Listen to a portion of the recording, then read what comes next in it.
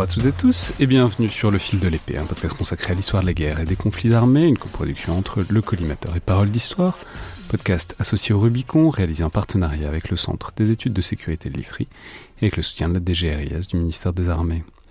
Je suis Alexandre Dublin, comme toujours en compagnie d'André Loez. Bonjour André. Bonjour Alexandre, bonjour à toutes et tous. Et aujourd'hui pour parler d'une parution récente, ce qu'on n'avait pas fait depuis un certain temps, mais voilà, on avait une actualité éditoriale en histoire militaire relativement limitée et on est absolument ravi du coup de recevoir aujourd'hui Julien Guinan. Bonjour. Bonjour André. Vous êtes maître de conférence à l'Université catholique de Lyon, auteur du dernier volume paru dans cette collection Champs de bataille chez Perrin, dont nous avons déjà plusieurs fois parlé. C'est le volume sur Pavie, 1525, il y a donc 500 ans, l'échec italien de François Ier.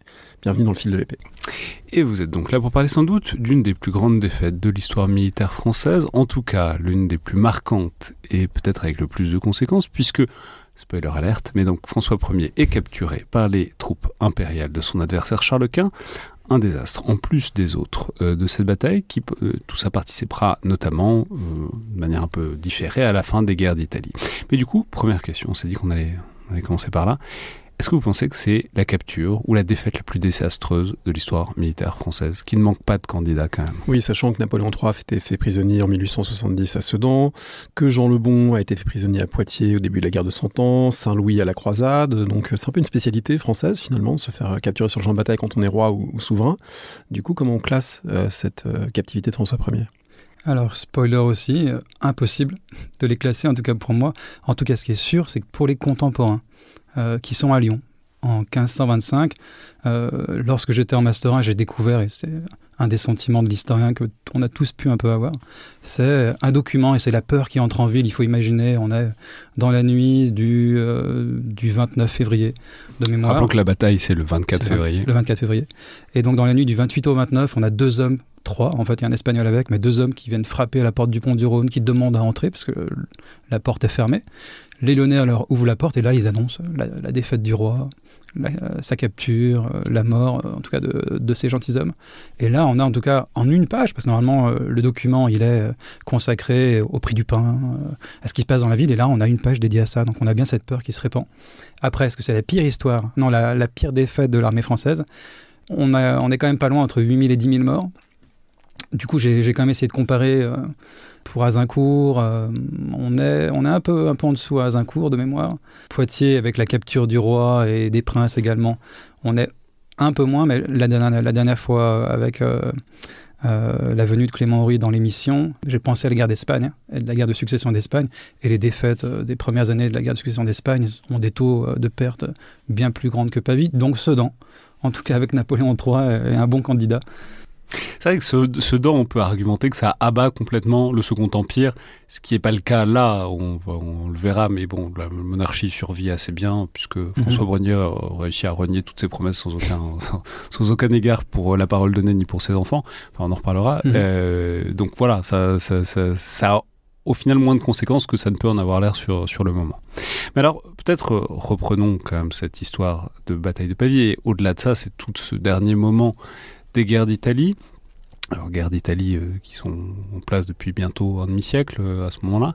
Enfin, mais peut-être replaçons les revendications françaises sur l'Italie, et puis plus spécifiquement d'ailleurs les revendications de François Ier, c'est-à-dire qu'est-ce que ça représente, ces campagnes d'Italie, cette conquête de partie de l'Italie pour François Ier lui-même. Donc en remontant, la guerre d'Italie débute en 1494. L'enjeu principal ici est mêlé de plusieurs éléments. À la fois, c'était la conquête de Naples voulue par Charles VIII. Charles VIII revendiquait des droits qui lui remontaient de la famille d'Anjou, qui avait conquis donc, le sud de l'Italie au XIIIe siècle, dans la seconde moitié du XIIIe siècle. Ils avaient été chassés par les Aragonais en 1442, et le dernier survivant donc, de cette famille avait légué ses droits en 1481 à la couronne de France. Charles VIII était jeune, venu à sa majorité, donc il décide de reprendre ses droits, et donc il part en campagne en 1494. Charles VIII disparaît, il a perdu en 2 ans son éphémère conquête, Louis XII lui succède. Louis XII, lui, associe un nouvel héritage, puisque lui, en plus de l'héritage de son cousin, associe les droits sur le duché de Milan, dont il a hérité par Valentine Visconti, qui avait épousé son ancêtre au début du XVe siècle. Or, les Visconti avaient été chassés, évincés en tout cas, du duché de Milan, remplacés par les Sforza, et Louis XII donc s'estime comme le véritable duc de Milan. Et disparaissant en 1515, sans enfant mâle, c'est donc son jeune cousin, François d'Angoulême, devenu François Ier, qui associe à la fois ces deux héritages, mais l'héritage de Naples a été abandonné depuis 1504, puisque la France, le royaume de France l'avait perdu, et définitivement. Et lui donc se concentre vraiment sur la question du duché de Milan. Et j'ai souvent été confronté à la question, mais pourquoi Milan ? Parce qu'il pourrait très bien s'intéresser à la Flandre, qui est plus proche.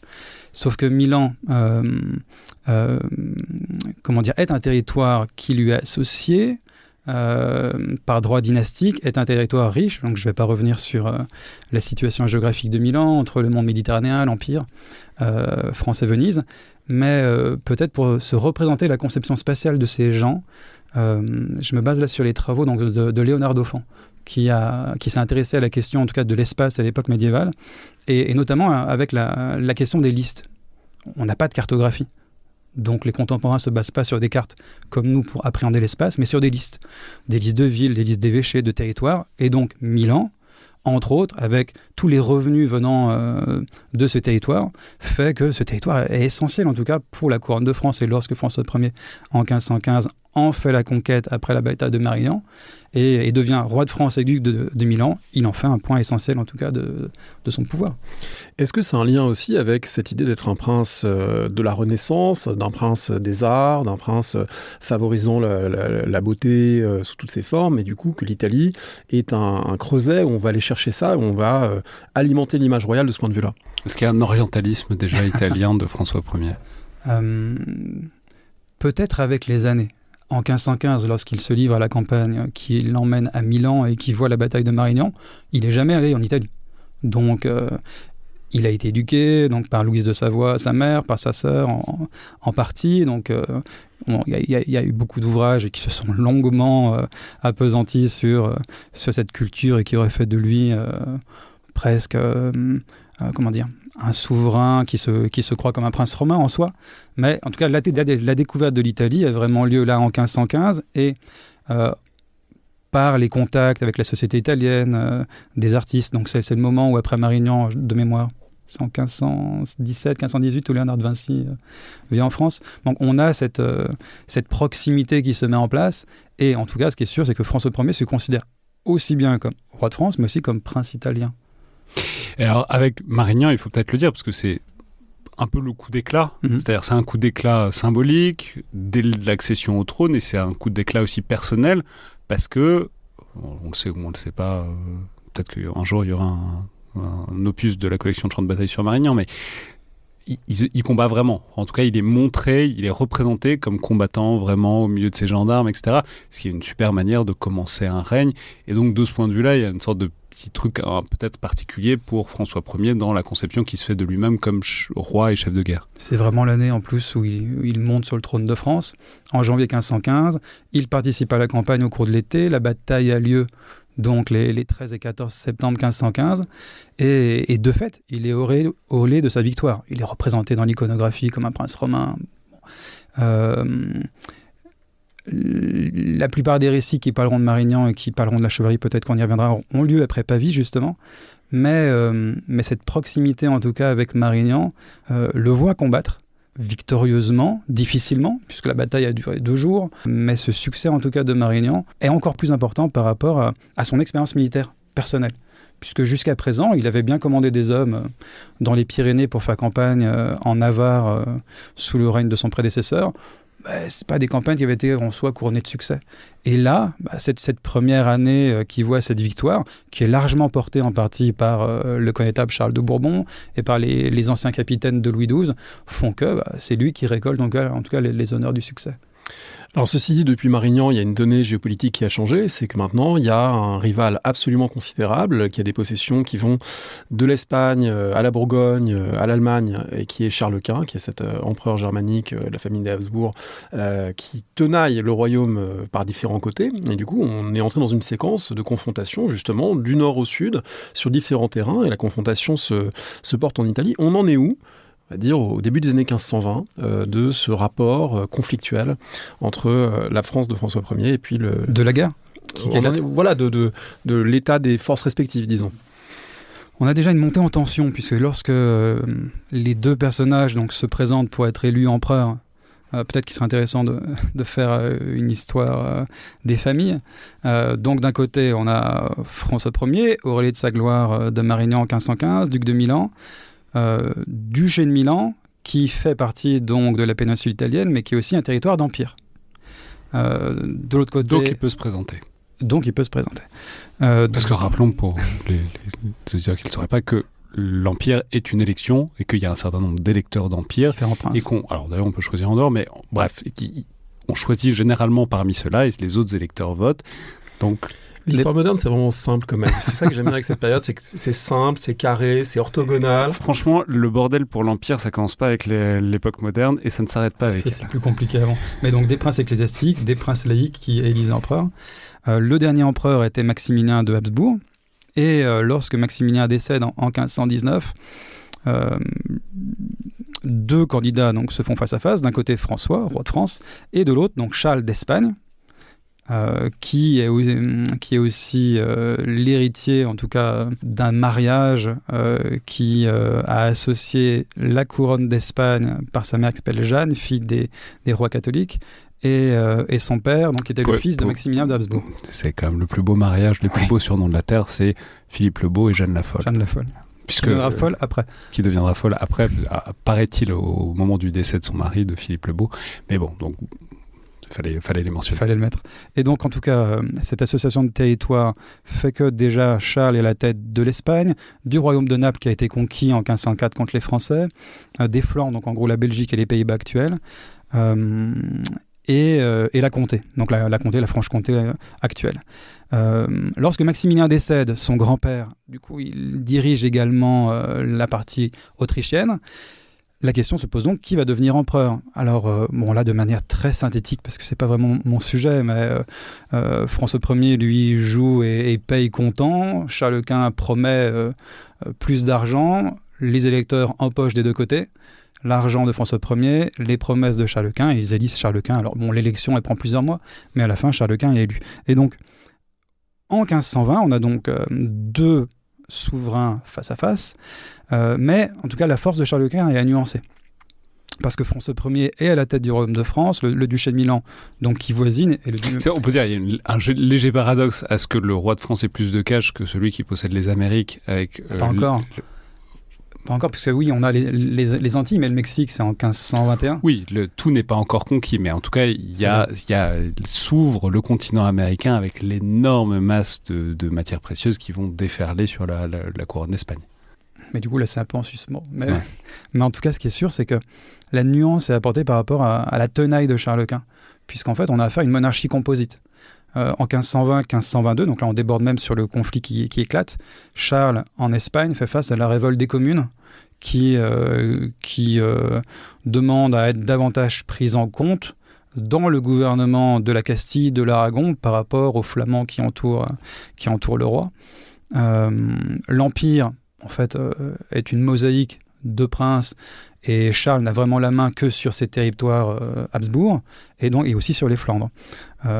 Donc voilà, la puissance en tout cas du personnage est à nuancer, et c'est pour ça que les deux essayent d'avoir un allié, et lors de l'année 1520 ils essayent d'attirer de chaque côté notamment le roi d'Angleterre, Henri VIII, qui prête l'oreille des deux côtés, le pape également, ce qui fait que lorsque le conflit éclate à l'été 1521, d'abord par des conflits indirects au niveau de la principauté de Sedan et de la Navarre, puis après vraiment conflit ouvert en milanais, on a le roi de France qui se retrouve presque seul, mis à part avec son allié navarrais, mais presque seul avec ses forces contre les Habsbourg et la papauté. Ce roi et cet empereur qui vont s'affronter, ils le font dans un contexte militaire qui est en train de se transformer. On en avait un petit peu parlé récemment à ce micro autour de Machiavel. C'est une période où l'art de la guerre connaît des transformations assez rapides, avec des paradoxes, puisque c'est à la fois la diffusion de plus en plus importante des armes à feu sur les champs de bataille, mais c'est aussi, d'une certaine façon, l'apogée de la chevalerie en armure lourde, avec vraiment, c'est typiquement les armures qu'on voit dans les musées aujourd'hui, énormément datent de la fin 15e, début 16e. C'est le moment où elles sont les plus complexes, les plus complètes, avec toutes Vous les insistez beaucoup sur le fait qu'elles sont pas si lourdes et elles sont plutôt pratiques d'ailleurs. Voilà, mais en tout cas, elles donnent cette apparence d'individus entièrement recouverts de métal, et leurs chevaux aussi parfois. Donc on a presque 2 âges de la guerre qui semblent coexister. Et même, j'irais plus loin, toutes les représentations au cinéma ou dans les œuvres médiévales fantastiques qui montrent ces hommes habillés de la tête aux pieds, voilà, montrent des hommes plutôt en armure de l'époque du XVIe siècle. Ouais, le dernier duel de Ridley Scott, par exemple, typiquement, c'est censé se passer début 15e, je crois, et en fait, les armures sont plutôt postérieures. Et c'est captivant, parce que, juste pourquoi ça fait bugger tout le monde, parce que c'est des images d'armure médiévale, on fait armure égale Moyen-Âge, or en fait, c'est des armures de la période qui est juste après le Moyen-Âge, techniquement. Et donc pour revenir sur la notion de chevalerie ou de chevalier, donc les hommes en tout cas là qui sont présents, on va dire, dans l'armée du roi de France, se considèrent comme chevaliers, partagent une culture chevaleresque par différentes lectures ou récits, représentations de l'imaginaire de la guerre où ils mettent en scène donc, différents combats, leurs joutes, etc. Mais avant tout, ce sont des professionnels de la guerre. On n'est plus du tout, en tout cas dans l'époque médiévale, où pour faire la guerre, ils étaient levés au moment où leur seigneur ou le roi appelait et mobilisait l'hoste féodal. C'est pas le cas ici.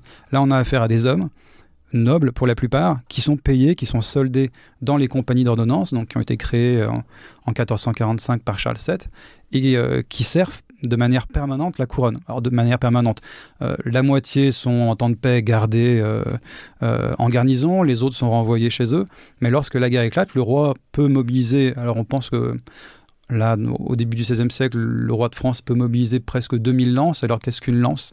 Une lance, c'est une unité pour organiser ses compagnies d'ordonnance, qui est organisée avec un homme d'armes, lourdement équipé, 2 archers à cheval, qui au début du XVIe siècle ne portent plus des arcs, mais sont aussi équipés de manière lourde comme l'homme d'armes, et 3 serviteurs. Donc on a 3 combattants et 3 serviteurs.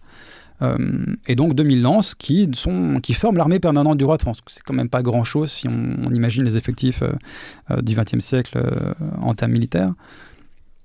Et autour, en tout cas, de ces troupes de soldés de manière permanente, on a la question des mercenaires. C'est peut-être une autre question. Non, mais on peut dire, donc c'est le moment de percussion, littéralement, entre ce truc-là qui visuellement est quand même assez associé. Alors même si, effectivement, ils sont désormais salariés, avec des gros guillemets salariés, parce que, bon, comme toujours, la paye, c'est quand même un énorme problème. Et on va voir que ça va l'être. Mais effectivement, c'est l'apparition des armes à feu, et c'est ce dont on fait déjà sur le moment des gorges très chaudes, montagnes. Tout le monde perçoit ça comme une catastrophe existentielle et anthropologique pour l'art de faire la guerre, qu'il faudrait nuancer. Mais voilà, une arme à feu, désormais, ça perçoit une armure. Même les bonnes armures.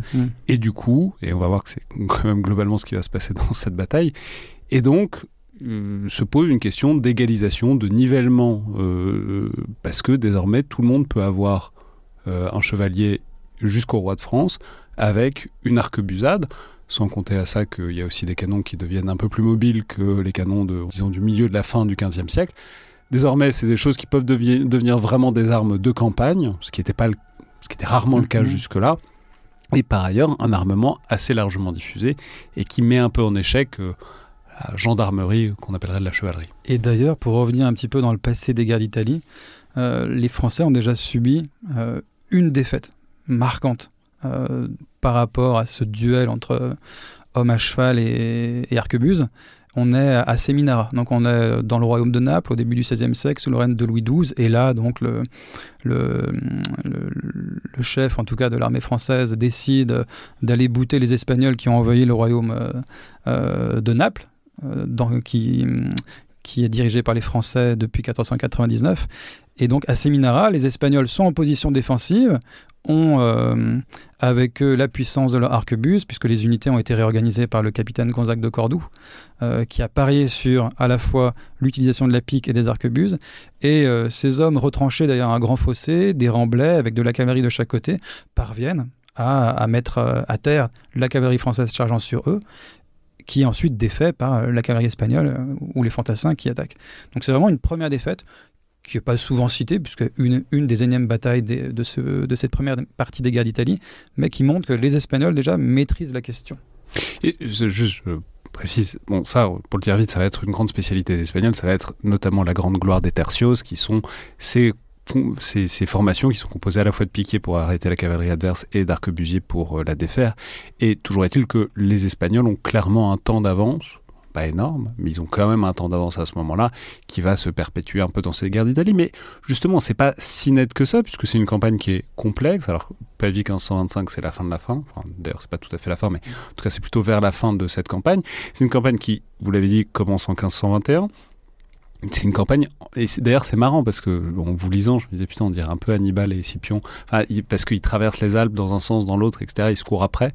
Voilà, c'est peut-être racontez-nous cette campagne qui est faite quand même d'aller-retour à travers les Alpes, tantôt pour choper le Milanais, tantôt pour choper la Provence dans l'autre sens, sur lequel Charles Quint a par ailleurs des prétentions. Du coup, la guerre qui éclate en 1521 commence à toucher le Milanais, où le maréchal de Lautrec commande pour François Ier. Il fait face à une coalition qui réunit les troupes pontificales et les troupes impériales. Et en quelques mois, Lautrec perd Milan. Faute d'argent, faute d'hommes, ou trop sûr de lui, en tout cas, il perd Milan de manière assez fortuite. Et après, sa mission est de reprendre la ville. Il reçoit des renforts venus de Suisse. Donc là, on peut souligner que les Suisses ont toujours, malgré la défaite de Marignan, une réputation de solides combattants. Et les Suisses composent la majeure partie de sa force. Sa force est aussi rejointe par une armée vénitienne qui est alliée. Parce que là, donc signalons que les Suisses ont changé d'allégeance, parce qu'à Marignan, ils étaient contre le roi de France. Là, ils sont avec lui. Ils ont eu un petit temps où ils se sont dit le roi de France ne nous paye pas assez, on va jouer notre propre jeu. Ils ont été battus en 1515, en 1516, un traité est signé et le traité de l'Alliance perpétuelle, je crois, de mémoire, et donc ils sont revenus au service du roi, mais pas au service gratuit, service soldé, et où les cantons à chaque fois doivent être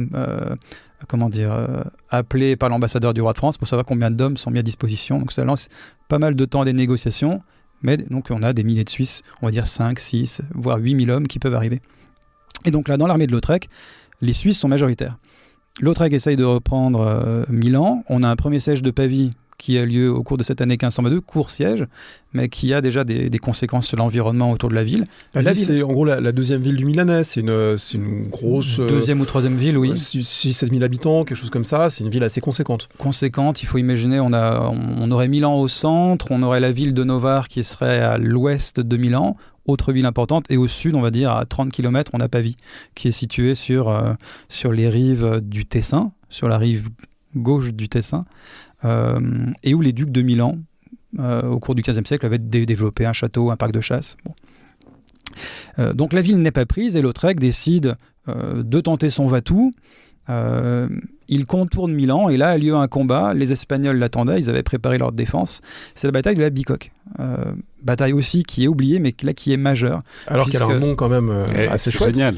Mais qui est vraiment, c'est pas un nom anglais, etc. C'est une bicoque parce que c'est une petite maison. Enfin, c'est une villa. On avait un grand verger, une villa, on va dire, assez massive qui dominait ce verger, avec une sorte de remblai face à la terre du plat pays milanais. Les Suisses, surtout de l'armée, en fait, qui n'ont pas été payés, qui demandent justement à être payés par Lautrec, qui n'a pas d'argent. Obtiennent de Lautrec le droit d'aller se servir eux-mêmes chez l'adversaire en remportant la victoire. Bon, Lautrec n'a pas le choix, puisque sinon c'est toute son armée qui se délite. Donc, en accord avec les Vénitiens, les Français passent à l'attaque. Sauf que là, les Espagnols en face, en position défensive avec leurs alliés lansquenets impériaux et le jeu des arquebuses font que les Suisses, en fait, sont laminés. Anne de Montmorency, qui était à la tête des Suisses, se retrouve parmi les corps et un des rares survivants. Et les Suisses décident, au soir donc, du combat, de rentrer dans les cantons. Anne de Montmorency, je précise que Anne est un prénom masculin et c'était un maréchal de France. Et donc, dans ce contexte, Lautrec n'ayant à la fois plus de troupes à pied, les Vénitiens repartant chez eux décident, ne peut pas faire autrement et rentrent en France. Donc là, on est en 1522. 1523, je vais vite du coup. 1523, François Ier ne veut pas abandonner la partie, réunit une armée quasiment égale à celle de Marignan de 1515. Tout est prêt à l'été 1523, sauf qu'en fait les Italiens constatent que lorsque les Français sont annoncés, en fait, ils avancent pas vite. Ils marquent le pas. Ils sont dans les Alpes, puis après ils sont pas très loin de Turin. et pourquoi ils n'avancent pas assez vite. Ils étaient habitués à la Furia Francese, bon, c'est pas le cas.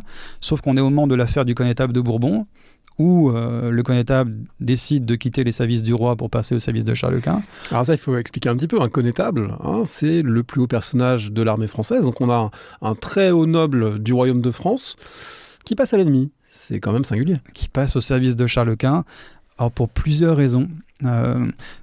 Situons le personnage, donc Charles III de Bourbon. Juste la fourberie du personnage ? Non, Charles III de Bourbon est à l'origine comte de Bourbon-Montpensier, et il ne fait pas partie de la branche principale de la famille de Bourbon. Sauf que la branche principale est représentée désormais par Suzanne, donc qui hérite de l'ensemble des terres du duc de Bourbon, son père, qui était je rentre vraiment dans les détails des familles, mais qui était le mari de la sœur de Charles VIII. Je ferme la parenthèse. Et donc, lorsque Pierre de Bourbon s'éteint, sa fille hérite de toutes ces terres. Donc, imaginons, on a toute l'Auvergne, on a l'Allier, la Loire, le Charolais, donc en gros, le centre du royaume de France. Un mariage est conclu entre les deux cousins, Charles de Bourbon-Montpensier et donc Suzanne. Les années passent. Il devient un homme plus expérimenté en termes militaires. En 1515, François, avec ce grand féodal, décide de l'élever au rang de connétable. Et après Marignan, il devient même gouverneur du Milanais. Donc on a affaire à un homme qui est auréolé, en tout cas d'honneur. Or, la question de l'héritage commence à être ressoulevée, puisque une autre cousine, représentante de la branche principale des Bourbons, n'est autre que la mère du roi, Louise de Savoie. Donc une querelle territoriale commence à éclater entre la mère du roi, Louise de Savoie, et Charles de Bourbon, qui pour l'instant est tenue. On a affaire ici à des querelles officieuses, et de plus en plus, les deux personnages, à savoir le roi et Charles de Bourbon, rentrent dans un discours qui n'aboutit pas. On a d'un côté un roi qui se représente et se perçoit comme ayant l'autorité royale qui ne doit pas être contestée par son éducation romaine, entre autres, et de l'autre, Charles, qui en tant que grand féodal a cette culture du don et du contre-don. Il attend en tout cas des honneurs de son souverain et des honneurs qui progressivement lui sont retirés. Comment attirer sur lui alors le regard de son souverain ?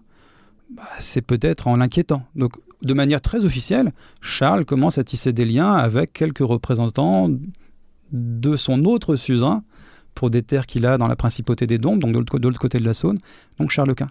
Pour que François Ier, en disant je ne peux pas le perdre, je vais lui redonner les honneurs qu'il a perdus. C'est la faute de François en fait. Il n'a pas été assez sympa, et il n'a pas su trouver les mots pour le garder. Pour Charles de Bourbon. Mais de l'autre côté, François, ayant une autre culture et une autre position, constate que tous les gestes que Charles de Bourbon fait sont des gestes qui renient sa position de roi. Donc on a un discours qui n'aboutit pas, et à l'été 1523, qui éclate, puisque là, on a eu des négociations de plus en plus poussées entre Charles de Bourbon et Charles Quint. Le roi l'a appris, et là, on est vraiment de manière officieuse. Des hommes sont envoyés pour commander au connétable de venir à Lyon, où l'armée se rassemble à l'été 1523, et là, Charles de Bourbon décide de partir, puisqu'il a bien compris que la situation commençait à être difficile pour lui. Donc, il trahit. Disons-le comme ça. Non, mais donc c'est très emmerdant, puisque c'est quand même le type qui était censé, le gouverneur du Milanais qui était censé diriger. Plus maintenant, parce qu'il avait été remplacé par Lautrec. Mais qui était censé diriger l'armée, qui trahit, et qui, avec lui, part avec, symboliquement et numériquement, c'est important, et du coup, c'est une campagne qui plante. Et le plus important, c'était surtout la clientèle de ce personnage. C'est-à-dire, oui, très bien, il est parti, mais en tant que connétable, il a nommé ses fidèles à différents postes. Dans l'armée, la noblesse également s'était tournée vers lui pour avoir quelques avantages et autres. Et donc, quelle est la partie de la noblesse qui reste fidèle à Charles ? C'est la question, et c'est pour ça que François décide de ne pas passer les Alpes à ce moment-là en 1523. Et il laisse donc le gouverneur du Dauphiné, qui est son favori à ce moment-là, donc l'amiral de Bonnivet, prendre la tête d'une partie de l'armée et d'aller essayer de reprendre Milan. L'opération au courant de l'année 1524 tourne court. Elle est rejetée au printemps 1524 par une armée cette fois coalisée qui comprend des impériaux, des Vénitiens, quelques pontificaux encore. Et lors de cette campagne, donc Boniva est blessé, le chevalier Bayard qui participait donc là est tué par un coup d'arquebuse. Oui, c'est la fameuse mort tellement exemplaire de la chevalerie sans peur et sans reproche, abattue par un simple coup d'arquebuse. Là, on est aussi dans le topos, mais basé sur une mort réelle. Et autre topos, suivant les récits, où Bayard, mourant, aurait le temps de dire à Bourbon que lui n'a pas trahi son roi. Bon. Et donc l'armée française est rejetée également des Alpes. Donc on arrive à l'été 1524, où la décision est prise aussi bien en Angleterre, en Espagne, en accord avec Charles de Bourbon, qui désormais se trouve à la tête des troupes impériales, en Lombardie, pas à la tête de l'armée. À la tête de l'armée, c'était un personnage important, qui était le vice-roi de Naples, Charles de Lannoy. Donc Charles de Lannoy lui reste en Milanais, et Charles de Bourbon, nommé la tête des troupes impériales, est envoyé en Provence pour porter la guerre dans le royaume de France. Comment ça se passe? Parce que là, on parle de tous ces grands capitaines et ces grands seigneurs, mais comment ça se passe concrètement pour ces gens qui passent des semaines à marcher, à guerroyer, à piétiner, à traverser les Alpes, parfois avec des intempéries? Il y a des passages de chroniqueurs d'époque qui disent que ils ont dû tuer des animaux et se mettre des sortes de fourrures sur les pieds pour se protéger un peu du froid, trouver de quoi manger. On imagine que les populations alpines n'étaient pas forcément ravies d'avoir des années durant lesquelles passaient d'un côté et de l'autre les impériaux, les Français, les impériaux, les Français. Ça ne devait pas forcément être simple parce que tous ces gens voulaient se nourrir. Donc voilà, c'est quoi un peu le quotidien de ces armées? Des populations et des armées? Ouais, alors peut-être commençons par les soldats même, parce qu'on a l'impression que ça pouvait être assez éprouvant, ce franchissement des Alpes. C'est une vie nomade. Surtout dans l'impréparation qui peut être celle d'une campagne. Elles ne sont pas toutes non préparées. Si on revient en 1515, la campagne de 1515 est préparée en avance. Les troupes se concentrent au pied des Alpes du printemps à l'été 1515. Ce qui n'est pas le cas ici, lorsque les impériaux venant de faire campagne au printemps 1524 décident de passer les Alpes et d'aller en Provence. Ils se sont bien reposés quelques semaines, mais donc pas préparés à l'attaque. Ce sera de même après pour les Français, mais donc là, au milieu, on a le duché de Savoie, et le duché de Savoie, en position neutre, doit faire avec. Et le duc de Savoie essaye, en position qui est la sienne, aux portes de l'Italie, de fournir le ravitaillement aux armées pour essayer d'alléger le poids de la guerre pour les uns et pour les autres. En tout cas, ce qui est sûr, c'est que pour les populations qui font face à ces hommes de guerre, qui, en fait, estiment devoir être bien nourris, d'avoir droit à de la viande, d'avoir droit à du bois pour se chauffer, d'avoir droit à... je ne vais pas faire toute la liste de la nourriture auquel les hommes peuvent prétendre, mais on a affaire à des hommes qui, oui, vivent sur le terrain, qui, s'il y a de la chance, si les autorités jouent le jeu, peuvent se contenter, mais globalement, ont les capacités de se servir eux-mêmes sur le terrain. Et par contre, je pense normalement au côté français, lorsque la guerre est préparée, c'est lorsque les Français passent les Alpes. Depuis 1494, les Français suivent le principe d'organisation d'étapes. C'est-à-dire des étapes qui sont structurées, qui sont connues par les autorités locales, donc qui peuvent partir de Lyon jusqu'à Briançon, qui sont à peu près séparées de 30-40 km, et où les communautés locales, en avance, doivent accumuler des provisions, que j'ai cité tout à l'heure, de la viande, de la farine, du blé, pour les soldats. Là, c'est pas le cas. Donc ces hommes qui passent de manière assez improvisée doivent faire avec. Vous le racontez un moment dans le livre, en 2019, certains de vos collègues ont tenté l'expérience de franchir les Alpes en armure médiévale ou de type médiéval et de voir ce que ça faisait. Alors déjà, est-ce que vous l'avez fait vous, de mettre une armure sur le dos et d'essayer de suivre ce chemin? Et sinon, qu'est-ce qu'on en retire de cette impression de faisabilité ou pas de ce type de l'archéologie expérimentale, disons, du franchissement des Alpes par des hommes d'armes? Non, personnellement, je n'ai pas participé à l'opération. Donc c'est Stéphane Gall à Grenoble qui a mené le projet Marche Alpes. Et l'enjeu était de comprendre physiquement, en lien aussi avec les troupes de montagne, de quelle manière donc les hommes passaient les Alpes au XVIe siècle. Et alors là, je parle de mémoire de ce que Stéphane Gall m'avait expliqué. Mais donc l'opération n'a pas pu aller jusqu'à son terme, elle devait durer 2 jours. Donc, finalement, ils n'ont fait qu'une journée, puisqu'en fait, ils ont été pris dans un mauvais temps de l'autre côté des Alpes en Italie. Mais... oui, les armures sont articulées. On a le poids, en tout cas, du pactage qui était comparé au poids donc, des chasseurs alpins qui accompagnaient l'opération. Mais en tout cas, ce qui est le plus étonné ou qui n'a pas été souvent pris en compte, c'était la question des chevaux. C'est-à-dire que les chevaux ne sont pas habitués à ces hauteurs, il faut descendre de cheval pour tenir, les chevaux peuvent se blesser. Donc on a une pratique qui aujourd'hui ne nous est pas familière, mais si on se met en tout cas au XVIe siècle à la place des hommes qui passent les Alpes, on n'a pas du tout affaire à un terrain, oui, qu'ils ne connaissent pas, mais un terrain qui est impraticable. En fait, les armées ne cessent d'aller et de venir. Et si ce n'est pas des armées, ce sont des bandes de gens de guerre qui passent également, comme les marchands passent les Alpes de Turin en France, sur des routes qui sont connues par les frontaliers, par les locaux. Donc le col de Montgenèvre, il est libre de neige toute l'année. Le col de l'Argentière, qui avait été emprunté en 1515 de manière nouvelle par l'armée de François Ier, là est utilisé à nouveau. Donc ces routes sont pratiquées, et c'est pas étonnant qu'ils agissent de la sorte.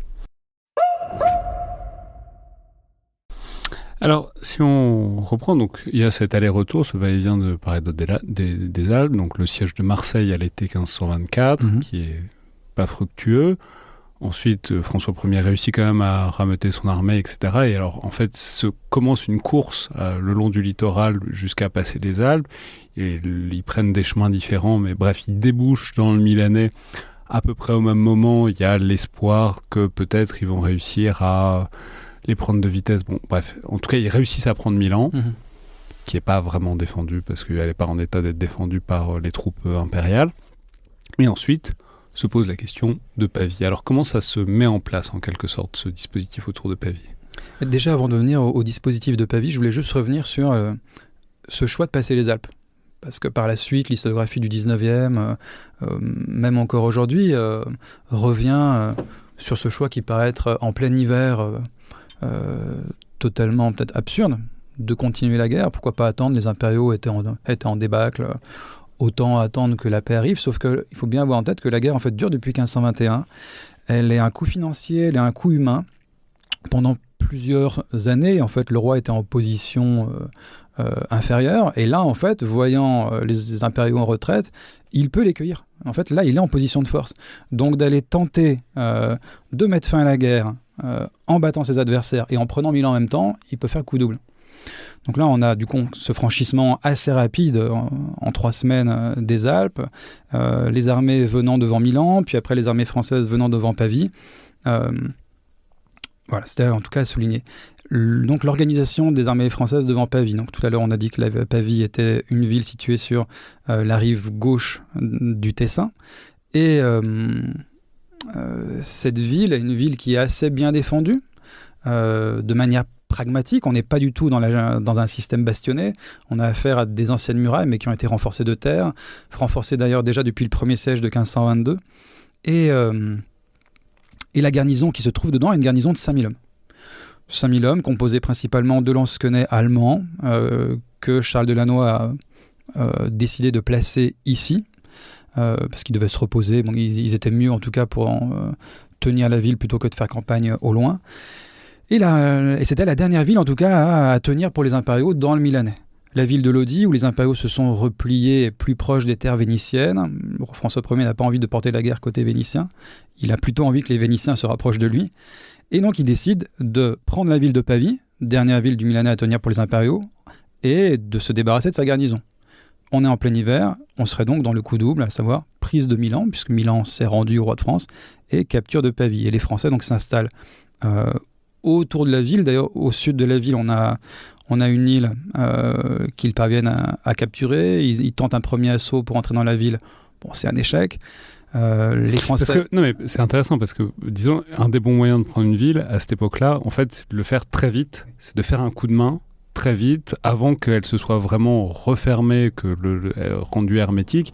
Et là, c'est ce qu'ils essayent de faire. Ils essayent de prendre un pont, ils essayent de faire une brèche, ils essayent de sprinter. Ils essayent d'assécher le fleuve également. Ils essayent de détourner le fleuve. Toujours, ça marche jamais, ça.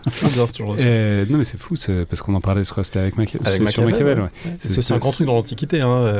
Cette espèce d'hubris de on va réussir à maîtriser les coups. Bon, c'est difficile quand même. En plein hiver, avec les torrents de pain. Ouais. Bon. Mais donc là, ils essayent de passer en vitesse, ça plante, et du coup, là se met en place ce qui va être finalement un très long siège. Un très long siège qui dure 4 mois, donc jusqu'à la bataille du 24 février, et un siège qui, pour les Français, peut être assez aisée, puisqu'ils estiment que la ville va manquer de provisions. Or là, ils préjugent des faiblesses de leur adversaire, puisque la ville, en fait, par les chroniques et les annales donc de deux témoins qui nous ont laissé des récits au jour quasiment de ce qui se passe dans la ville, on sait que la ville a des provisions jusqu'au printemps et peut tenir facilement jusqu'au printemps. Bon, ça les Français ne le savent pas et ils s'installent devant la ville. Par contre, pourquoi il s'installe devant la ville ? Puisque le roi a avec lui l'argent qui vient du royaume de France, il a son armée qui est en supériorité numérique, il n'a qu'à attendre, même si on est en plein hiver, pour cueillir à froid la ville. À propos des sièges, moi ça m'a frappé parce que c'est pas l'image que je m'en faisais. Vous racontez quand même un épisode où on fait tirer l'artillerie sur 2 portes de la ville, les portes cèdent, il y a des brèches, donc on s'attend à ce que finalement, bon voilà, l'image qu'on a du siège, c'est il y a la fortification, une fois qu'elle est rompue, on peut s'engouffrer. Et en fait, ça marche pas du tout comme ça, ils s'engouffrent, mais les assiégés ont compris que les portes allaient céder, donc ils ont reconstruit derrière de nouvelles fortifications, en tout cas ils ont empilé tout ce qu'ils ont pu, et donc en fait ils cueillent ceux qui franchissent la brèche, et du coup, même des brèches dans les murailles, ça suffit pas toujours à prendre une ville. C'était déjà le cas à Marseille lorsque les impériaux ont voulu entrer dans la ville. Là, on n'a pas eu d'assaut, puisqu'en fait les troupes qui devaient partir ont bien fait comprendre au connétable de Bourbon que non, ils n'avaient pas envie d'aller à une mort certaine. Et là, à Pavie, donc au début du siège, on a bien 2 assauts qui ont lieu en même temps, et pourquoi en fait ces assauts ne fonctionnent pas, puisque on est bien dans ce temps de genèse du système bastionné qui ne l'est pas encore, mais où la défensive a pris le pas sur l'offensive. On a l'idée, en tout cas peut-être sur ces premiers temps des guerres d'Italie où les canons allaient apporter la victoire, alors peut-être pendant la première campagne de Charles VIII en 1494, bon, et encore. Sauf que là, tout le monde a bien compris qu'en renforçant de terre des murailles, en les arasant, on est en mesure de freiner l'ébrèchement. En les arasant, c'est un peu contre-intuitif. En les baissant, mais du coup pour les rendre plus solides, pour pas avoir un édifice qui s'étend en hauteur et qui risque du coup de s'effondrer au premier coup de canon. Voilà, l'idée c'est de faire des murailles plus basses, plus trapues, mais plus solides. Pour absorber en tout cas la force cinétique du boulet. Aussi de faire une défensive qui peut être offensive, c'est paradoxal de le dire, mais avec des boulevards ou des éléments défensifs qui seraient en avant des murailles, d'être capable de porter des tirs sur l'adversaire. Et donc là, d'ailleurs, dans ces fortifications de seconde main qui sont faites après une brèche, on a bien des descriptions donc, de tirs en enfilade qui peuvent prendre les assaillants de chaque côté. C'est ce qui se passe lorsque les Français tentent l'assaut, et c'est pour ça qu'ils sont déboutés. Un siège, là aussi, on se le représente avec des assiégeants qui dorment sous la tente ou un peu à la belle étoile, dans des tranchées creusées à la va-vite, et puis les assiégés à l'intérieur de la ville. Là, c'est un peu différent. Il y a pas mal de maisons, finalement, dans la campagne autour de Pavie. Il dort où, François Ier, pendant le siège ? Où est-ce qu'il écrit ces longues lettres à sa maman pour dire voilà, je suis revenu de Milan, je suis devant Pavie, je pense que tout va bien se passer. Où est-ce qu'il réside ? Alors le roi, lui, loge, il a la chance, dans plusieurs monastères. Donc on a la Chartreuse de Pavie au début, grand bâtiment donc, qui est très beau à visiter aujourd'hui. On a le monastère San Lanfranco, San Paolo, différents monastères. Il est accueilli, il dit je suis le roi. Il s'installe. J'ai le couchage. Quoi. Voilà, les moines qui sont dans ces monastères, je pense donc, doivent l'accepter de manière assez contrainte. Par contre, on a la description, alors c'est un des capitaines de l'armée qui s'appelle Fleurange, qui commande les Suisses. Fleurange, lui, donc, est fier d'avoir pu faire héberger ces Suisses en hauteur, donc en dehors des marécages ou des zones où ils peuvent être plus facilement atteints par la maladie. Et donc, un des monastères qui se trouve à l'est de la ville, on appelle ça la zone des 5 abbayes. Et lorsqu'en fait les impériaux arrivent, enfin ça on y reviendra, mais par la suite, le roi déloge Fleurange, déloge les Suisses, donc le roi prend les meilleurs hébergements, et donc Fleurange et ses Suisses doivent aller ailleurs. Mais pour ce qui est du reste de l'armée, oui, on a des petites maisons, pas en quantité suffisante, donc on a bien des tentes, et puisqu'on est en hiver, suivant l'iconographie représentée et les témoignages, on a également ces hommes qui vivent dans la terre, en creusant des tranchées, en abaissant leurs tentes, et on a bien ces représentations. Je pense à un tableau qui est à Stockholm, qui représente la bataille de Pavie, où on a bien ces logements enterrés. Alors là, on arrive à la veille de la bataille, mais c'est intéressant parce que le contexte, c'est pas du tout celui qu'on penserait. C'est-à-dire, le contexte, c'est plutôt D'abord, personne n'est pressé, c'est pour ça que le siège dure longtemps. C'est-à-dire, on voit ceux qui sont dans la ville, bon, ils tentent des sorties de temps en temps, évidemment, mais bon, ils ont des vivres. De l'autre côté, François Ier, il n'est pas pressé non plus, parce qu'apparemment, ils sont bien logés, tout va bien, il y a le temps. Et puis surtout, il y a une sorte de truc de courbe qui se croise, c'est-à-dire que les armées impériales, apparemment, n'ont pas d'argent. Et du coup, c'est un vrai gros problème, alors que, côté français, ça va plutôt. Alors, les soldes sont toujours en retard, ça, c'est la loi du genre. Mais ça va, en vrai. Et donc, on a une espèce de truc de courbe qui se croise. En fait, on a l'impression que plus ça dure, plus ça arrange les Français, parce que les troupes espagnoles, enfin impériales, vont finir par se débander, vont finir par être mécontentes. Et donc, c'est ça qui nous précipite un peu vers la bataille, parce que, évidemment, les impériaux, du coup, aimeraient bien que ça se dépêche, parce que si ça dure plus longtemps, ça va se terminer pour eux, quoi. Et d'ailleurs, pour comparer, les Espagnols, les impériaux ont des arriérés de soldes qui peuvent aller jusqu'à plus d'1 an. Donc depuis le début de la campagne contre Bonnivet en 1524. Et à la Bibliothèque nationale, on a encore des montres donc, qui sont conservées de Lansquenet et de Suisse au service du Royaume de France. Donc les montres, c'est les revues de troupes. Les revues de troupes où à la fin de cette revue, les hommes sont soldés. Et on a bien donc des paiements qui sont donnés aux mercenaires. Alors, voilà, ce ne sont pas les Français, puisque eux sont sujets du roi, mais aux mercenaires suisses et Lansquenet qui servent le roi de France au début du mois de février 1525. Et donc, pourquoi, oui, les impériaux passent à l'offensive, parce qu'ils n'ont pas le choix, sinon leur armée va se débander. Et surtout, c'est que, en fait, une bataille, parce qu'on a l'idée d'une bataille, des différentes batailles, des guerres d'Italie, mais en fait, la bataille, elle est rare. L'enjeu principal de la guerre, c'est pas de livrer bataille, c'est de prendre un territoire. Et quel est le rôle, en tout cas, d'un capitaine? C'est de garder ses acquis. Jouer tout sur le hasard d'un combat, globalement, mis à part dans des cas très particuliers. C'est pas le cas à Marignan. Le roi à Marignan, il pensait que la guerre était finie, sauf que les Suisses sortent de la ville pour se servir dans le camp français et la bataille a lieu. La Bicoque, Lautrec, il veut pas livrer bataille, il n'a pas le choix, les Suisses veulent le faire. Et là, en 1525, la bataille a lieu puisque les impériaux n'ont pas d'argent, doivent faire quelque chose puisque la ville va quand même tomber s'ils ne font rien. Et donc ils entrent en campagne avec l'idée, là on est à la fin du mois de janvier 1524, de joindre le camp français pour faire la guerre, pour aller à la bataille. Le roi est là, on peut aller le saisir, on peut aller faire des rançons sur les prisonniers français. On a bien affaire à un consentement de part et d'autre qui va à la bataille. Et je termine juste sur cette idée aussi, c'est que côté français, l'idée aussi de livrer bataille n'effraie pas. On est en position de force. Si les Espagnols veulent venir, on les attend. Et lorsque les Espagnols se présentent, d'ailleurs, à la fin du mois de janvier, l'armée française se range en bataille pour livrer le combat. Le combat n'a pas lieu et donc on a un face-à-face qui a lieu pendant 4 semaines. Avec un lieu qui est particulier quand même, qui a un truc étrange, un peu contre-intuitif, qui a un parc. Oui, c'est un peu comme si on disait la bataille de Paris aura lieu au bois de Vincennes. Exactement. Oui, mais au bois de Vincennes avec ses murailles. C'est-à-dire c'est parce qu'il est enceint quand même, mais c'est un parc de loisirs, j'imagine de chasse, je sais pas, des Visconti, donc l'ancien duc de Milan, qui ont fait construire leur petit pied-à-terre, etc., leur petite maison de campagne là. Mais donc globalement c'est là que loge l'armée française, donc devant les portes de Pavie, mais dans le grand parc qui est avec un mur, et c'est là que du coup vont essayer de venir les saisir les impériaux. Et ce parc, d'ailleurs, était au centre de la bataille de Pavie, écrit par Giono, avec de très belles descriptions des bois. Mais bon, en 1525, l'armée française est présente depuis 4 mois. Les bois, ils ont été en partie coupés pour chauffer les hommes, pour construire les retranchements. Donc, c'est plus aussi bucolique, quoi. Non, c'est plus aussi bucolique. Le siège de 1522 a d'ailleurs pas mal laissé de dégâts sur place. Et ce parc, oui, est bien délimité par des murailles. Donc il faut imaginer la ville avec...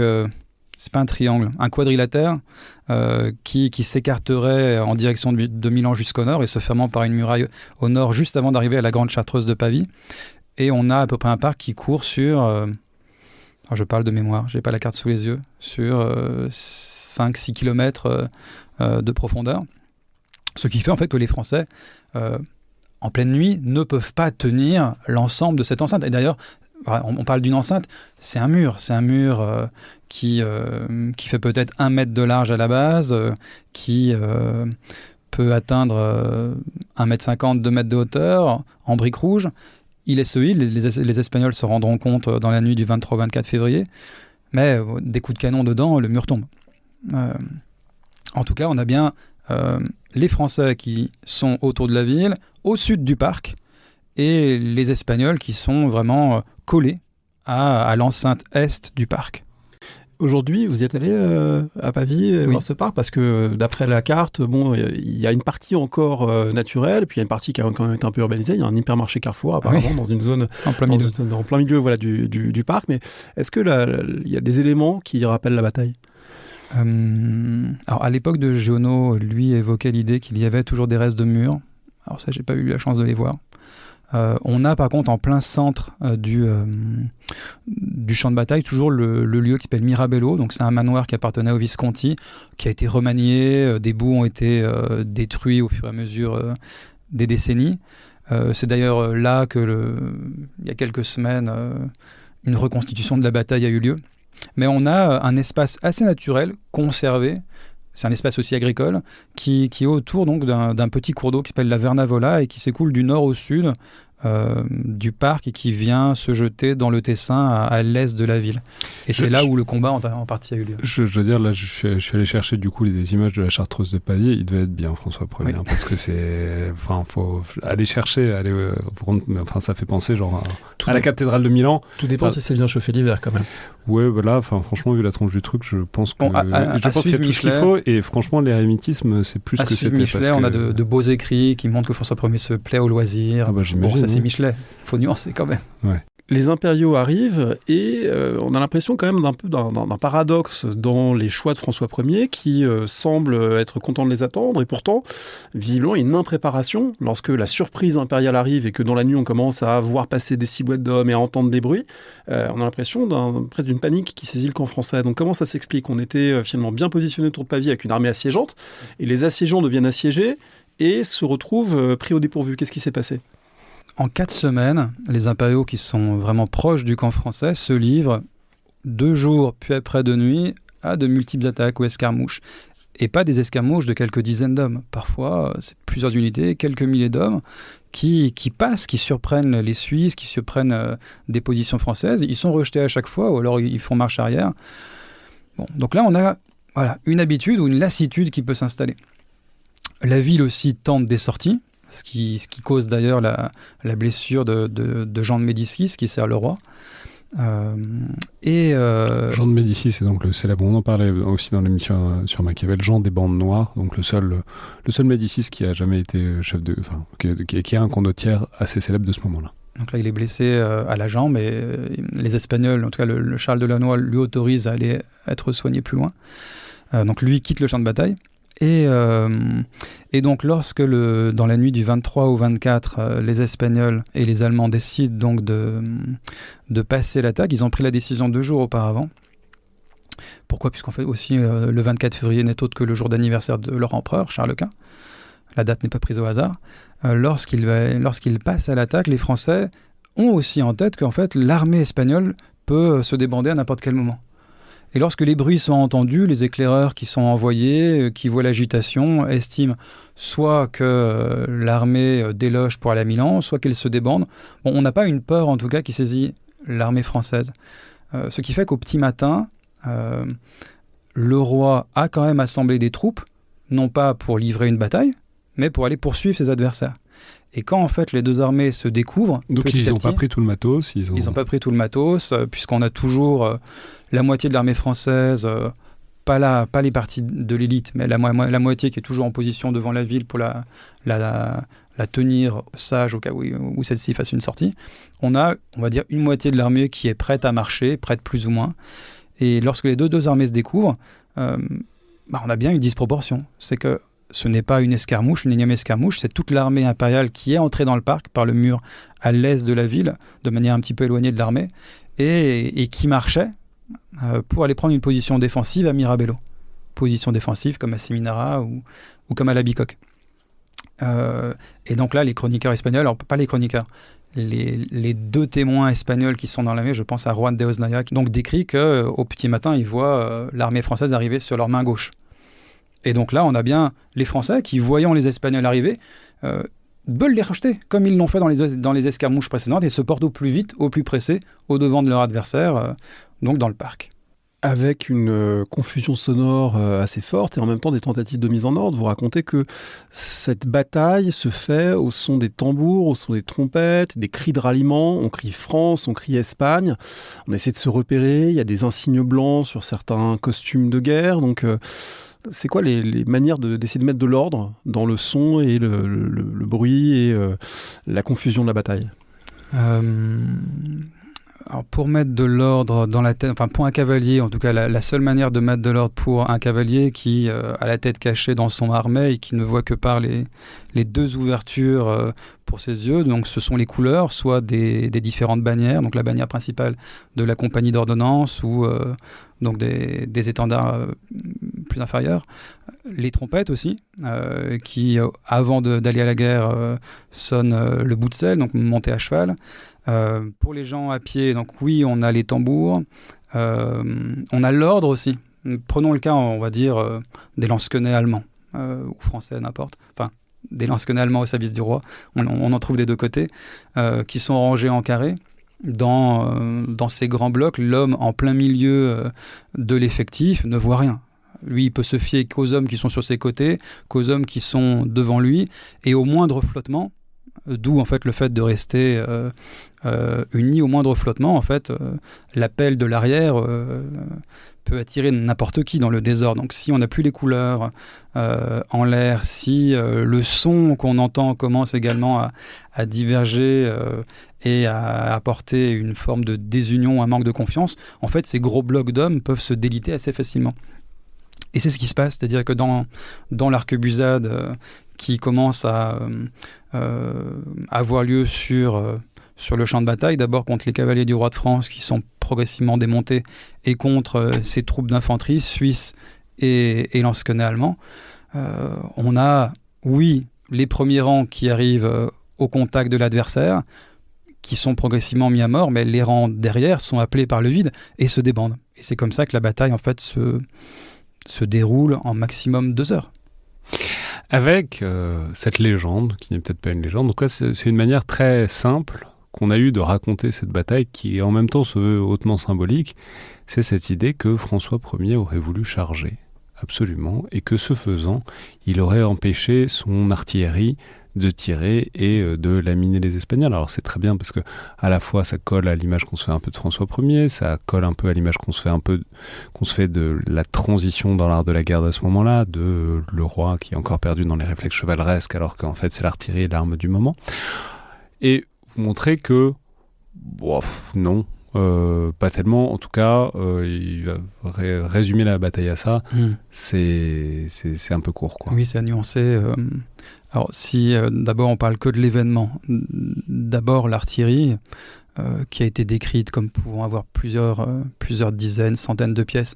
Bon, au maximum, là, on n'a pas affaire à l'artillerie de siège, c'est l'artillerie, donc on va dire de campagne, en prenant un terme anachronique, qui s'est portée en avant. Donc au maximum, on peut avoir 30 à 40 pièces, qui sont toutes hétérogènes, qui ont des noms de différents noms d'oiseaux. Bon, qui, oui, tire sur l'adversaire. Alors, dans les mémoires français de Florange, de Martin du Bellay, on a l'impression qu'elle est en train de détruire et pulvériser les formations adverses. Quand on lit les récits des chroniqueurs, soit allemands, de langue allemande ou espagnole, oui, on a bien un arrêt. Et les hommes sont obligés de se coucher. Quelques troupes sont obligées de se protéger, mais on n'a pas affaire à une frayeur de l'artillerie française. Et l'image... Vous donnez un détail intéressant qui est qu'on ne tire pas à mitraille à cette époque. Mitraille, ça s'appelle pas vraiment mitraille à l'époque, on appelle ça des dés, mais parce que c'est des petits bouts de fer, des dés de fer, mais donc qui est une manière de tirer très antipersonnelle, ça tape les personnes plus que les gros bâtiments, parce que ça c'est très mortel. Et vous dites ça, on le fait pas en campagne, on le fait pas en champ ouvert, on le fait éventuellement dans les fortifications quand il y a quelqu'un qui essaye de pénétrer par une brèche. Mais concrètement, non. Donc, on tire des boulets. Un boulet, ça fait très mal si vous êtes le pauvre gars qui se le prend dans le buffet, mais bon, globalement, ça touche 1 ou 2 personnes. C'est pas, c'est pas une mine antipersonnelle, ça n'a pas une capacité d'arrêt monstrueuse. Non, c'est une première nuance. Ensuite, deuxième nuance, c'est la force de l'artillerie. En 1515, l'artillerie a apporté la victoire du roi de France à Marignan. S'il n'y avait pas eu les lance-canons et la cavalerie, l'artillerie française, elle aurait été prise par les Suisses. Donc déjà aussi, là c'est quand même important à souligner. Et ensuite, la charge de cavalerie du roi, qui aurait été faite puisque le roi n'aurait pas voulu laisser l'honneur de la victoire à ses canons.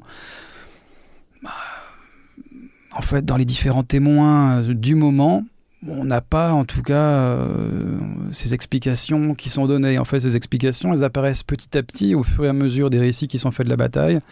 Par exemple, Guicciardini, l'historien italien, qui est le premier en fait à décrire de manière historique en ayant récolté différents témoignages dans les années 1530, ne parle pas de ça. Le premier à en parler vraiment, Paolo Giovo, autre italien, donc là on est dans les années 1540.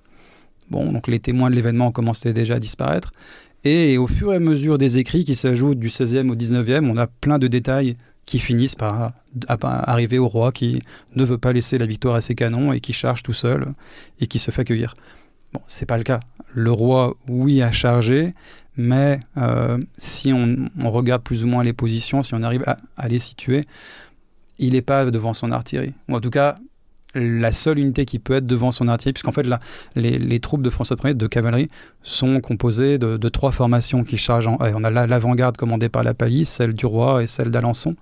Et ça pourrait être celle de la Palisse, qui aurait pu un petit peu déborder côté de la zone que pouvait couvrir l'artillerie française, mais pas celle du roi. On est vraiment dans une nuance et c'est pas ce qui a changé le cours de la bataille. Alors justement, qu'est-ce qui aurait pu changer le cours de la bataille et surtout, qu'est-ce qui faisait encore là François Ier? Qu'est-ce qu'il a raté? C'est quoi? C'est une faillite de ce qu'on dirait aujourd'hui du renseignement, de ne pas avoir compris que les impériaux arrivaient? Est-ce qu'il aurait dû être mieux protégé en tant que roi, ne pas être aussi proche du feu de l'action? Qu'est-ce qui a fait qu'un roi de France a pu se faire cueillir comme un lapin de Garenne? Alors déjà, la bataille était quasiment jouée d'avance puisque lorsqu'elle commence, les Français sont 1 contre 2. Puisque le reste est toujours devant la ville. C'est pas idéal militairement. Non.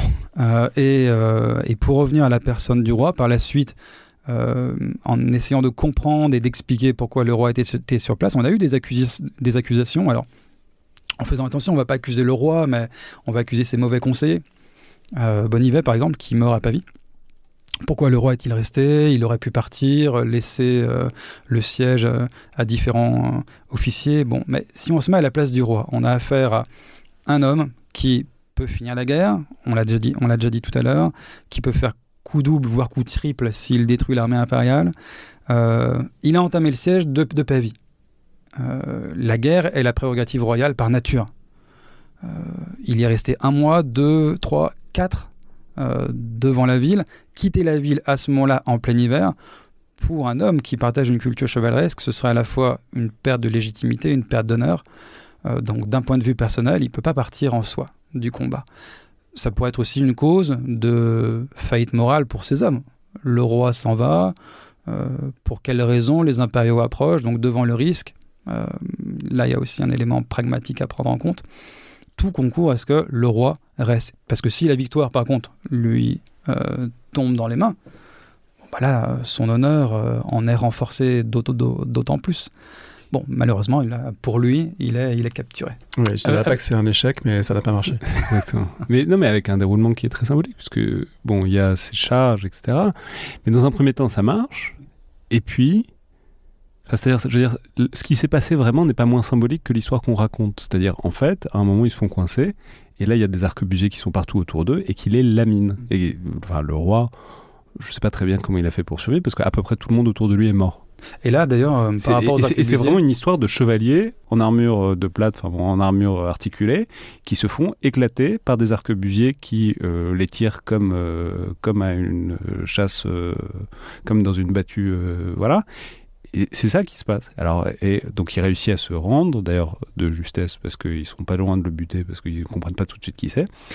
Mais en vrai, autour de lui, c'est tout ce qu'on appellerait aujourd'hui son état-major, en tout cas toute sa gendarmerie, tous ses proches, qui sont éclatés, quoi. Soit qui tombent, soit qui sont faits prisonniers.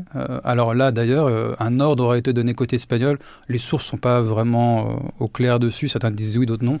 Qu'il ne fallait pas faire de prisonniers. D'abord, qu'il fallait assurer la victoire côté espagnol et après terminer la bataille. Par contre, on parle beaucoup des arquebusiers espagnols qui prennent à revers donc, la cavalerie française, donc qui la lamine. Mais il ne faut pas aussi oublier la cavalerie. C'est-à-dire que la cavalerie qui avait été culbutée par les Français dans le premier temps de la bataille est toujours là. Et d'ailleurs, les personnes qui s'emparent de François Ier, ce ne sont pas des arquebusiers, comme on a pu souvent le représenter dans l'iconographie, mais ce sont en fait des gendarmes espagnols. Ils sont 3, Alonso Pita de Vega, Diego de Avila et Juan de Urbieta. Pourquoi on connaît leur nom? Parce qu'après le combat, ils vont faire reconnaître leur succès, et chacun a réussi à prendre un gant au roi et après et à demander un honneur à la couronne espagnole. Parce qu'ils sont 3. Donc en théorie, il n'y a que 2 gants. Non, il n'y en a que 2 qui ont pris un gant. Bon, le troisième, je crois, lui, il a pris l'épée de combat. Puis il l'a donné après la couronne pour gagner de l'argent. Mais on a bien 3 hommes qui mettent la main sur le roi, qui tuent sa monture et qui essaient de le garder en vie face à l'attroupement qui a lieu autour. Et j'ai perdu la question. Non, mais rien, juste Enfin, je veux dire, c'est pas une défaite, c'est un désastre. C'est un désastre. D'un point de vue organique, quoi. C'est un désastre roi, de son entourage, qui n'est pas un entourage qui est là pour faire joli, qui est un entourage qui est aussi politique, qui est militaire, qui est l'infrastructure militaire du royaume. Ils sont tous soit morts, soit prisonniers. Ouais, le seul cas de figure pire, c'est 50 ans plus tôt, Charles le Téméraire, qui lui reste sur le champ de bataille, mais on n'est pas passé loin. On a la mort du grand maître, donc c'est René de Savoie, le grand maître du royaume de France. Le grand maître, c'est celui qui a la main sur les postes dans la cour, c'est l'oncle du roi. On a le maréchal de la Palisse qui trouve la mort, la Trémouille également qui est tuée lors des combats. Et en fait, on a aussi quelques-uns qui survivent. Donc Anne de Montmorency à nouveau qui parvient, lui, à ne pas être tué lors des combats. Et même dans ceux qui sont faits prisonniers en raison des blessures, des plaies pendant les semaines qui viennent, certains décèdent également dans les lieux de détention. Ils se trouvent dans Pavie ou autour de Pavie. Avec ce cas de figure qui est, on l'a dit, il n'est pas sans précédent, il n'est pas sans successeur, mais il est quand même assez baroque, de un roi qui est prisonnier de son pire ennemi. Alors, pire ennemi d'ailleurs, c'est pas si évident qu'ils aient cette relation interpersonnelle-là, à cette époque-là, Charles Quint et François Ier. C'est-à-dire, vous écrivez bien que François Ier veut tout à fait aller rencontrer Charles Quint pour lui parler. Enfin, il n'y a pas une animosité forcément personnelle à l'époque. Mais en tout cas, Charles Quint a la main sur le roi de France et peut s'en servir comme levier. Et de fait, c'est ce qu'il va faire. Et on peut dire, enfin, il s'y attendait pas. Enfin, je veux dire, vu d'Espagne là où il est, c'est un énorme coup de bol. On pensait même que l'armée allait être défaite. C'est ça, c'est un truc plutôt mal embarqué et qui, à la fin, fait en fait. Est-ce qu'on peut dire que les destins croisés de Charles Quint et de François Ier ont basculé à ce moment-là? C'est-à-dire, jusqu'en 1525, bon, il y a quand même une rivalité, une réelle rivalité, pas une parité, mais enfin, bon, ils sont pas loin quand même en termes de puissance. Après, alors c'est lié aussi à d'autres choses, lors des Amériques, etc. Après, il n'y aura plus jamais vraiment de comparaison possible entre François Ier et la puissance du monarque universel, entre gros guillemets, qui est Charles Quint, quoi. Et même dans ce destin croisé que vous évoquez, on a même la question de la posture. C'est-à-dire qu'avant 1525, François Ier est le roi chevalier. D'ailleurs, sa capture va nourrir une propagande pour défendre cette image-là. On va reprendre l'image du chevalier Bayard pour rehausser l'image du roi. Certes, François s'est fait capturer, mais au moins il était chevalier. Là. C'est exactement. Sauf qu'après Pavie, François va bien accompagner les armées, prendre l'armure, va peut-être avoir envie de se joindre au plus près des opérations, mais il ne va plus combattre. Donc il devient ce qu'on va appeler le roi de guerre. Par contre, Charles, qui jusqu'à présent n'a pas participé à des combats, après 1525, progressivement, lui va participer à des opérations et 10 ans plus tard, il sera en première ligne pour faire la conquête de Tunis. Après, il va faire une campagne militaire pour envahir la Provence, donc là on est en 1536. Puis après, il fera la guerre contre les protestants, donc là c'est le célèbre tableau de Titien qui le représente en armure lors de la bataille de Moulberg contre les protestants donc, dans l'Empire. Donc on a bien 2 personnages qui, dans leur approche de la guerre, changent d'identité à Pavie, presque. Comment il s'en sort, François Ier, de cette situation peu enviable d'être prisonnier et donc de voir en gros tout céder, mis sous la pression directe de sa captivité? Alors, il s'en sort. Son sort se joue sur une année, puisque, capturé en février 1525, il est libéré lorsqu'il signe le traité de Madrid en janvier 1526. Et pendant une année, il a connu plusieurs situations. D'abord, il est prisonnier en Italie, mais En gros, ces geôliers espagnols lui rendent les hommages dus à un roi. Il reçoit des visiteurs, des ambassadeurs vénitiens. Bon, il se tient au courant des affaires. Puis après, une fois, en juin 1525, qu'il est envoyé en Espagne. D'ailleurs, par surprise, c'est Charles de Lannoy qui décide cet envoi, et c'est pas Charles Quint.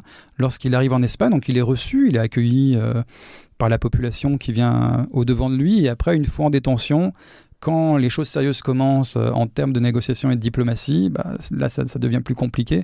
Il y a même un épisode, apparemment, ça peut être discuté, où il est pas loin de passer l'arme à gauche. Et donc, finalement, il décide de tout céder officiellement, mais officieusement en promettant de ne pas le respecter. En se promettant de ne pas le respecter. En se promettant de ne pas le respecter, donc en janvier 1526. Alors, un élément explique ce revirement, puisque pendant un an, en fait, sa mère, Louise de Savoie, qui est la régente du royaume, tient les affaires internes du royaume de manière ordonnée et stable. Il n'y a pas une peur qui a embrassé l'ensemble du royaume. Elle a tenu l'information au début, elle l'a répercutée petit à petit. Après, par un jeu de négociation et de diplomatie avec le Parlement de Paris et les autres parlements des provinces, elle est parvenue également à obtenir le soutien. En Italie, l'homme fort maintenant est Charles Quint. Henri VIII en Angleterre se sent marginalisé par la victoire, donc elle parvient par un jeu diplomatique à dissocier les anciens alliés. Et seulement à la fin de l'année 1525, où la paix va être signée et est signée avec le Royaume d'Angleterre, et où les parlements en France et où les villes doivent s'engager pour promettre qu'on va bien financer l'argent dû à l'Angleterre, on commence à avoir des réticences à appliquer ce que veut la couronne. Et devant ces réticences, ces tensions qui commencent à apparaître au sein du royaume, on peut estimer que le roi décide de tout céder pour entrer au sein donc, de son territoire. Et il faut préciser quand même qu'il laisse ses gosses en gage. Oui. Il laisse ses deux gosses en gage, donc François et Henri. Et ça forge le caractère. C'est prodigieux comme truc. Il se dit...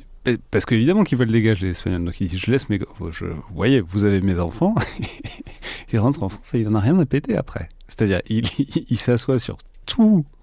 Enfin, je veux dire, la solution logique pour un roi d'Espagne à ce moment-là, sauf qu'on ne fait pas ça normalement entre bras, c'était de buter les gosses. Tellement il a absolument renié toutes les clauses du traité de Madrid. En fait, le personnage le plus chevaleresque à ce moment-là, c'est plutôt Charles Quint, qui en fait suit les codes, en tout cas de la chevalerie, et qui d'ailleurs envoie des émissaires auprès de François Ier pour lui intimer l'ordre oui, il n'a pas respecté son engagement. Bon, c'est pas le cas. Donc François Ier, lui devient plus le prince pragmatique qu'on peut imaginer à la Renaissance. Il lui reste un troisième fils, Charles, qui peut prendre la suite. Mais oui, les deux enfants restent en Espagne jusqu'au début des années, jusqu'à la prochaine décennie. Et on notera qu'Alexandre suggère qu'il faut tuer les enfants des gens des sondages. Bravo, c'est votre responsabilité. Les auditeurs pourront écrire. La parole donnée. Sinon, la civilisation s'effondre. Voilà. Merci beaucoup, Julien Guidon. Merci à vous. C'était donc Le Fil de l'Épée, une émission consacrée à l'histoire de la guerre des conflits armés, un podcast produit, co-animé par Alexandre Jublin, André Loez, distribué par Binge Audio. Comme on rappelle les références de l'ouvrage, donc Pavie 1525, l'échec italien de François Ier, paru dans la collection Champs de bataille de chez Perrin. Comme d'habitude, toutes les remarques et commentaires sont bienvenus par mail ou sur les réseaux sociaux du Rubicon, tout comme notes et commentaires sur Apple Podcasts, Spotify ou les réseaux sociaux d'André, de moi-même ou du Rubicon. Merci à toutes et tous et à la prochaine fois.